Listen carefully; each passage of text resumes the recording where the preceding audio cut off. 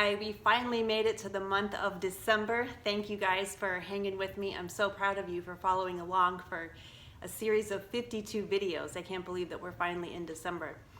So we're talking about humility as a character trait, and I found some very interesting things this month in the definitions. This is of course week 1, and we always start with definitions.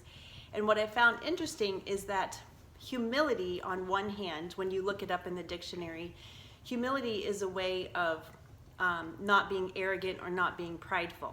But then when you look at the word humble, it takes on a different approach. You see words like, the synonyms for humble are words like low life, lower than, shameful. If you humble someone, it is to shame someone, it is to put someone down or take someone out. And I found this to be very interesting because the whole definition of humble in the dictionary seems to have a very unworthy connotation to the personhood of the humble person.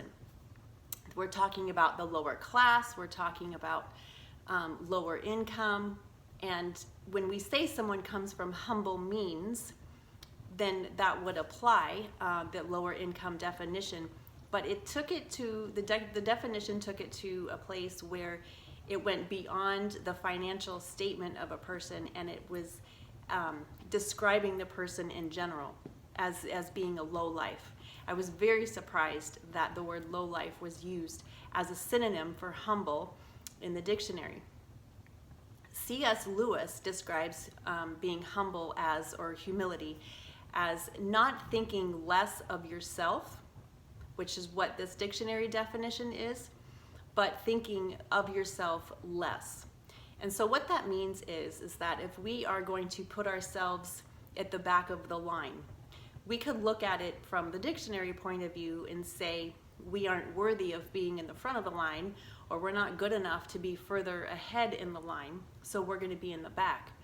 Or we could look at C.S. Lewis's definition, or the biblical definition, and say we are choosing to go to the back to let someone else go ahead of us.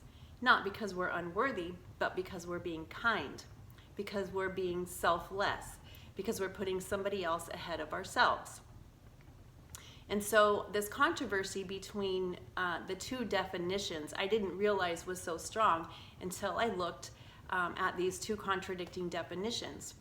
So as we move forward in this month, we're going to talk about what it actually means to be humble, what it looks like to be humble, what it looks like to put ourselves last in this context and to let other people go first.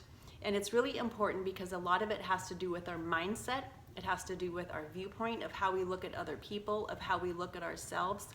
And we're going to ask several different questions in the coming weeks.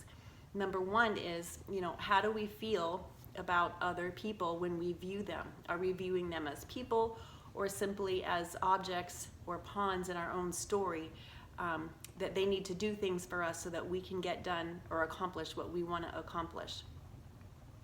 Another way to ask ourselves if we are humble is to think about what happens when somebody slights us, when somebody gives us a critique, someone points out something that we're doing wrong, there's an area of growth in us that they see that we could improve and do better. How do we take that? Do we take that as, do we feel bad? Do we feel less than? Do we take on an arrogant posture and start to be defensive or blame them? So the way that we handle feedback and the way that we give feedback is a big indication of how humble we are. And it also shows us where we are on that scale. If we're thinking of ourselves as unworthy or less than, or if we are feeling strong and confident and we're simply thinking of ourselves less and thinking of other people more. So that is your challenge for this week. It's a short definition this week. And I challenge you to think about where you are on that scale of thinking less of yourself. So if you've got some insecurities going on, you're not confident, you're afraid to move forward, maybe you have a project or something creative that you're trying to do and it's like, there's something stopping you, something keeping you from moving forward, from believing in yourself, and for just taking that risk of putting yourself out there. Or are you on the other side of the scale where you're more confident and you're more secure, you're comfortable in your skin, you know who you are, and in that respect, it's okay to let other people go first because you know who you are and you've got everything inside of you. You're strong on the inside, and it's okay to help other people along and to think about other people first. So think about where you are on that spectrum, on that scale.